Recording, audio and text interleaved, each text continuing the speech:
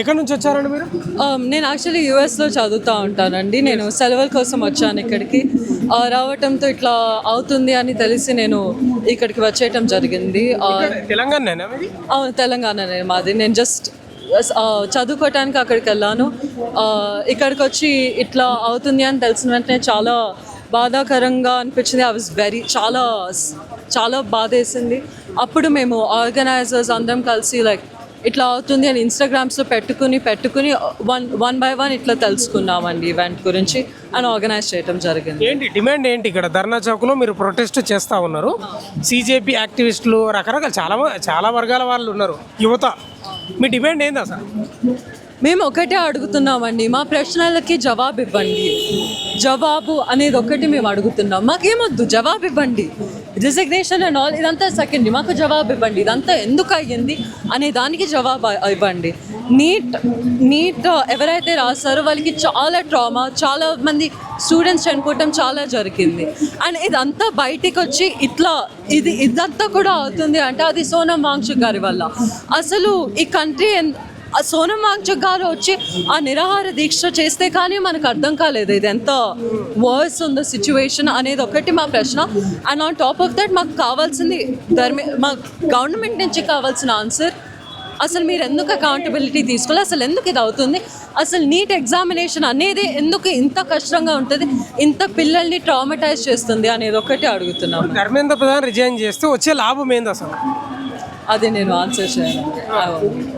ఇప్పుడు సోనం వాంగ్చుక్ కూడా అంగడ్ స్ట్రైక్ చేస్తూ ఉన్నాడు 22 days స్టిల్ టుడే. ఎందుకు మరి అతనికి ఇష్టం లేదు హాస్పిటల్కి వెళ్ళడం అనేది చెప్తా ఉన్నారు. కానీ ఆరోగ్యం క్షీణించిందంట కదా, అంటే హెల్త్ కండిషన్. సో ఆయనకి హాస్పిటల్కి వెళ్ళాల్సిన ఆయనకి హాస్పిటల్కి వెళ్ళాలనే లేదు. అండ్ అసలు హంగర్ స్ట్రైక్, నిరాహార దీక్ష అంటేనే ఏంటో మీకు ఒకసారి ఎక్స్ప్లెయిన్ చేస్తా.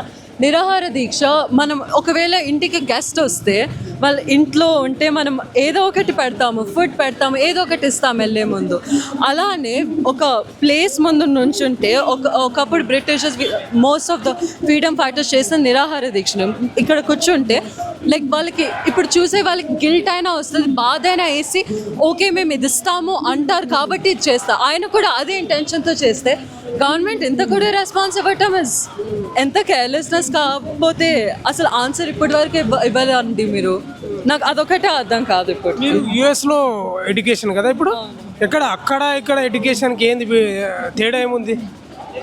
తేడా అంటే తేడా అనేది ఐ డోంట్ సీ. ఎడ్యుకేషన్ అనేది ఎక్కడ వర్త్ అక్కడ తెలుస్తుంది చెప్పాలంటే. అండ్ ఆన్ టాప్ ఆఫ్ ఇక్కడ అక్కడ రెండు చదువుకున్నాను కాబట్టి ఎడ్యుకేషన్ అనేది డిఫరెన్స్, ఇది సిస్టమ్ అనేది డిఫరెన్స్. మన దేశంలో ఇప్పుడు ఎట్లా అయిపోయింది అంటే ఎడ్యుకేషన్ సిస్టమ్కే చదువు చెప్పాలి, మనం చదువు గురించి మేనేజ్ చేసే సిస్టమ్కి మనం చదువు ఇప్పించాలి అనేటట్టు ఉంది. అవును, ఇక్కడే అండి. మరి ఇక్కడ అసలు ఎడ్యుకేషన్ సిస్టమ్కే ఎడ్యుకేషన్ కావాలి అనే సిచ్యువేషన్కి వెళ్ళిపోయింది కంట్రీలో. మీ డిమాండ్ ఏంటి? అకౌంటబిలిటీ, మా ప్రశ్నలకి జవాబు అనేది ఒకటే అడుగుతున్నాం. ఇంతకంటే మేము దిగజాడలేము, ఇంతకంటే మేము ప్రొటెస్ట్ కూడా చేయలేము, ఇంతకంటే మేము గొంతు విప్పుకొని ఇట్లా మాట్లాడలేము కూడా అనేది ఒకటే అంటున్నాం. Thank you. మీ పేరండి? ప్రభాకర్. ఎక్కడి నుంచి వచ్చారు? నేను ఇక్కడే అండి, గౌడ్దొడ్డిలో ఉంటా. సిటీలోనే ఉంటారా? హైదరాబాద్ అని ఉంటా. ఏంటి ఇక్కడ మీరు ప్రొటెస్ట్కి వచ్చారు, మద్దతు ఇస్తా ఉన్నారు, డిమాండ్ రాజీనామా రిజైన్ చేయాలనేదేనా ఇంకేమన్నా? మా డిమాండ్ ప్రస్తుతానికి రాజీనామా చేయాలని ఒకటేనండి. మేము ఏ పొలిటికల్ పార్టీ నుంచి రాలేదు, మాకు ఏ సపోర్టు లేదు, మాకు ఇంకా డబ్బులు ఇచ్చేవాళ్ళు కూడా ఎవరు లేరు. మేము చందాలు వేసుకుని వాలంటీర్స్గా మేము వచ్చి మా దేశం కోసం పోరాడుతున్నాం. మా మెయిన్ డిమాండ్ ఏంటంటే సోనం వాంగ్చుక్ గారు 21 రోజుల నుంచి ఒక నిరాహార దీక్ష చేస్తున్నారు. ఎందుకు? 21 మంది జనాలు చనిపోయారు. ఇంతమంది జనాలు చనిపోతే నీట్ ఎగ్జామ్ పేపర్ లీక్ అవ్వడం వల్ల ఒక్క మంత్రి అయినా మాట్లాడా? మన ప్రధానమంత్రి వేరే గారి విదేశానికి మెల్లడిస్తూ అక్కడ పంచిపెడుతున్నాడు. మన మంత్రుల వాళ్ళు సంపాదించిన ఆస్తులు పంచుకోవడంలో బిజీగా ఉన్నారు, మన దేశాన్ని అమ్ముకోవడంలో బిజీగా ఉన్నారు. వాళ్ళు చేయాల్సిన పని వాళ్ళు చేయకపోతే మన సిటిజన్స్ రోడ్డు మీదకి వచ్చి వాళ్ళు చేయాల్సిన పని మీరు చేయండి అని చెప్పడానికి రోడ్డు మీదకి వస్తున్నాం. ఇప్పుడు మేము వచ్చాం, తర్వాత ఇంకొంతమంది వస్తారు, తర్వాత ఇంకొంతమంది వస్తూనే ఉంటారు. 3 రోజుల క్రితం మొదలైన ప్రొటెస్ట్కి ఇప్పుడు 2,000 మంది దాటి వస్తున్నారు. ప్రతి గంటకి 2,000 మంది పోగా 2,000 మంది కొత్తగా యాడ్ అవుతున్నారు. ఎందుకు? ప్రతి ఒక్కళ్ళ మనసులో ఆందోళన ఉంది. మన దేశం చేయాల్సిన పని చేయట్లేదు, అవాసం కార్యాలు అవ్వట్లేదు. కొత్త గవర్నమెంట్ వస్తుంది, కొత్త పాత గవర్నమెంట్ పోతుంది, కొత్త స్కూల్ రావట్లే. లాస్ట్ 10 ఏళ్లలో 94,000 స్కూల్స్ క్లోజ్ అయ్యాయండి ఇండియాలో. 94,000 స్కూల్స్. వీటి వల్ల ఏమవుతుంది? కొత్తగా వచ్చిన ప్రైవేట్ స్కూల్స్ అన్నీ కూడా మనిషికి 2 లక్షలు చార్జ్ చేస్తున్నాయి. నా ఇంజనీరింగ్ నాకు కట్టిన 1,00,000 సంవత్సరానికి. వాళ్ళు ఎల్కేజీ పిల్లలకి 2 లక్షలు చార్జ్ చేస్తున్నారు. ఎందుకు? స్కూల్స్ లేకపోవడం వల్ల. అదే గవర్నమెంట్ స్కూల్స్ బాగుండి మన గవర్నమెంట్కి వచ్చే ఇంజనీరింగ్ కాలేజెస్ బాగుంటే మనకి ఇంత ఇబ్బంది వస్తుందా? రాదు. మనకు కొత్త కాలేజెస్ కావాలి, కొత్త మెడికల్ కాలేజెస్ కావాలి, కొత్త ఇంజనీరింగ్ కాలేజెస్ కావాలి, కొత్త ఐఐటీస్ కావాలి, కొత్త ఐఐఎమ్స్ కావాలి. ఇవన్నీ తీసుకురావడం మానేసి ఒక మందిరం పట్టుకొచ్చారు. ఆ మందిరానికి ఏమైంది? ఏ రామ మందిరం అడ్డు పెట్టుకుని వాళ్ళు జనాల మధ్య గొడవ పెట్టారో, ఏ రామ మందిరం అడ్డు పెట్టుకుని గుజరాత్లో రైట్స్ అయినాయో, ఏ రామ మందిరం వాళ్ళు అడ్డు పెట్టుకుని ఇప్పుడు వాళ్ళ పార్టీ పదవిలోకి వచ్చిందో, ఆ మందిరం కట్టేసి హడావిడిగా వాటర్ లీక్ అవుతుందో ఒక పక్కన. దాంట్లో ప్రతి మందిరంలో 200 కోట్లు దొంగతనం జరిగింది. ఎవరు రెస్పాన్సిబిలిటీ తీసుకుంటారు? మా రామరాజ్యం వచ్చింది, జై శ్రీరామ్ ఉంటుంది, మీరే రెస్పాన్సిబిలిటీ తీసుకోవాల్సి ఉంటుంది. తీసుకుంటున్నారా? లేదు. పేపర్ లీక్ అవుతుంది, రెస్పాన్సిబిలిటీ తీసుకుంటారా? లేదు. నిన్న కాక మొన్న మన తమిళనాడులో ఒక న్యూక్లియర్ ప్లాంట్ సంబంధించిన డీటెయిల్స్ అన్నీ లీక్ అయిపోయినాయి. ఎంత డార్క్ వెబ్లో ఉంది. ఇప్పుడు తమిళనాడు జనాలంతా భయంతో ఉన్నారు. ఎక్కడ వాళ్ళ న్యూక్లియర్ ప్లాంట్ పేలుతుందో, ఎక్కడ జనాలందరికీ విషవాయు ప్రబలుతుందో అని చెప్పి. రెస్పాన్సిబిలిటీ ఎవరు తీసుకుంటారు? ఇది ఒక్క మంత్రితో ఆగదు, ప్రతి మంత్రికి వెళ్ళాల్సిందే. ధర్మేంద్ర ప్రధాన్ రిజైన్ చేస్తే జరిగే లాభం ఏంటి? ఒక స్టూడెంట్ ఫెయిల్ అయితే, 1వ తరగతి స్టూడెంట్ ఫెయిల్ అయితే 2వ తరగతి పంపిస్తారా? పంపరు. ఒక ఉద్యోగి తన పని తాను చేయకపోతే ఉద్యోగం ఉంచుతారా? ఉంచరు. పెర్ఫార్మెన్స్ పేర్లు పెట్టి ఏదో ఒక సాగుతో బయట పంపించేస్తారు. అదే ఒక మంత్రి తప్పు చేస్తే, ఎన్ని తప్పు చేసినా సరే పార్టీ మారుతారు తప్పితే మనిషి మాత్రం మారట్లే. ఒక మనిషి అకౌంటబిలిటీ హోల్డ్ చేసుకుని మీరు జవాబుదారీ దాన్ని తీసుకుంటే, మీ బాధ్యత మీరు ఎత్తుకుంటే, మనుషులకి ఒక రాజకీయ నాయకులకి ఒక మెసేజ్ వెళ్తుంది. జనాలు కళ్ళు మూసుకుని లేరు, జనాలు మెలకుగా ఉన్నారు. మేము జవాబుదారీ అంటే తెప్పించకపోతే మేము తెప్పిస్తాం. మీరు కనుక చేయాల్సిన పని చేయకపోతే మేము చేపిస్తాం. ఒక్క మంత్రి కనుక తను చేయాల్సిన పని తను చేస్తే మిగతా మంత్రులు కూడా చేస్తారు. అదే మంత్రులు తప్పు చేస్తున్న జనాలు కళ్ళు మూసి కూర్చుంటే వాళ్ళు చేసే తప్పులు చేసుకుంటానే వెళ్ళిపోతారు. వాళ్ళు చేసిన తప్పులకి ఫలితం మనం అనుభవిస్తాం. ఇప్పుడు స్కూల్లో 2 లక్షల ఫీజు కట్టేది ఎవరు? మేమా మంత్రా? మనమే కదా కట్టేది. మా ఫ్యూచర్లో ఒక పిల్లడు పుడితే స్కూల్లో కడితే 2 లక్షల ఫీజు అంట, దానిపై 2 లక్షలు ఎక్స్ట్రా కల్చరల్ యాక్టివిటీస్ అంట, 4 లక్షలు అంటది. నేను ఇంజనీరింగ్ మొత్తం 4 ఏళ్ళు చేస్తే నాకు మెరిట్లో వచ్చిన సీటు, 4 ఏళ్ళకి 4 లక్షలు కట్టలేదు. నేను ఇంకా తక్కువ కట్టా. ఎల్కేజీ స్టూడెంట్ అంత ఫీజు కట్టాలా? అదే గవర్నమెంట్ స్కూల్ బాగుంటే దాంట్లో జాయిన్ చేపిస్తాం కదా. గవర్నమెంట్ స్కూల్స్ ఉన్నాయి, ప్రైవేట్ స్కూల్లో జాయిన్ చేపిస్తున్నాం. గవర్నమెంట్ హాస్పిటల్స్ ఉన్నాయి, ప్రైవేట్ హాస్పిటల్ జాయిన్ చేపిస్తున్నాం. ఎందుకు? మన గవర్నమెంట్ దాన్ని చేయాల్సిన తను చేయట్లేదు కాబట్టి. కొంతమంది అంటున్నారు వేరే దేశంకి వెళ్ళిపో, మన దేశం బాగుపడదు అని చెప్పి. దేశంకి వెళ్ళా, వేరే కంట్రీకి వెళ్ళి ఒక 6 ఏళ్ళు ఉన్నా. ఏ కంట్రీకి వెళ్ళారు? యూకే వెళ్ళానండి.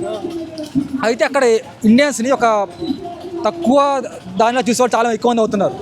ఆన్లైన్లో మన దేశానికి ఒక రకమైన హేటెడ్ పెరుగుతుంది. ఎందుకంటే మన దేశం ఇప్పుడు బందగా ఉంటుంది. ఫర్ ఎగ్జాంపుల్ కింద చూడండి ఎంత చెత్త ఉందో ఇక్కడ. మన దేశం ఈ చెత్త అంతా క్లీన్ చేయాల్సింది ఎవరు? మన మున్సిపాలిటీ చేయాలనుకుందాం. వాళ్ళకి నిధులు ఇవ్వాల్సింది ఎవరు? మన గవర్నమెంట్ ఇవ్వాలి. వాళ్ళు తీసుకోవాల్సిన నిధుల్లో, వాళ్ళు ఖర్చు పెట్టాల్సిన నిధుల్లో 90% తినేసి వాళ్ళు 10% కూడా మన జనాలకి ఇవ్వకపోతే దేశం ఎలా క్లీన్ అవుతుంది? ఆన్లైన్లో దేశం మన ఇండియన్స్ అంటే కంపు కొడతారని ఒక చెత్త రూమర్ క్రియేట్ చేస్తున్నారు. అక్కడ ఒక మ్యానుఫ్యాక్చరింగ్ పని చేస్తున్నప్పుడు కింద పని చేసే పని వాళ్ళు మాటలు వినేవారు కాదు. ఎందుకంటే మీరు ఎక్కువ, మీరు తక్కువ అనే ఫీలింగ్ ఉంటుంది. ఎందుకు వస్తుంది? మన మీద వచ్చిన చెత్త ఇంప్రెషన్ వల్ల. అది క్రియేట్ చేసింది ఎవరు? మన నాయకులు, మనం కాదు. వాళ్ళు డబ్బులు మొత్తం తీసుకుని చెత్తను మన దేశం మీద వదులుతున్నారు. ఇప్పుడు ఆ చెత్తే మన దేశం మీద ఇంప్రెషన్ ఏంట్రా అంటే, వేరే దేశం వాళ్ళకి ఈ దేశం చెత్తలా ఉంటుంది, నదులు మొత్తం చెత్తలా ఉంటాయి, జనాలు స్నానం చేయరని ఒక చెత్త ఇంప్రెషన్ ఉంది మన దేశం మీద. ఇది క్రియేట్ చేస్తుంది మనం కాదు, ఈ రాజకీయ నాయకులు. యమునా నదిని క్లీన్ చేస్తూ ఉన్నారు, అయిందా? లేదు. రామ మందిరం తెప్పిస్తూ ఉన్నారు, తెప్పించిన రామ మందిరంలో వాటర్ లీక్ అవుతుంది. మన దేశం అంటే ఇలాగే ఉంటుందని ఒక చెత్త ఇంప్రెషన్ క్రియేట్ చేస్తున్నారు. ఈ క్రియేట్ చేస్తున్న రాజకీయ నాయకులే. వాళ్ళు చేసిన పనులకి వాళ్ళ జవాబుదారీతనం రావాలి. అది నీట్ పేపర్తో మొదలవుతుంది, అది ఎక్కడితో ఆగదు. ఆ విషయం వాళ్ళకి కూడా తెలుసు. అందుకే వాళ్ళు ఇంతకాలం జవాబు చెప్పకుండా తెల్లవారుజామున మన సోనం వాగ్చుక్ గారిని ఒక జంతువు కంటే దారుణంగా ఒక క్లాత్ ఎత్తుకి పట్టుకెళ్ళారు. ఒక పశువుని తీసుకెళ్ళినట్టు ఒక వెటర్నరీ హాస్పిటల్.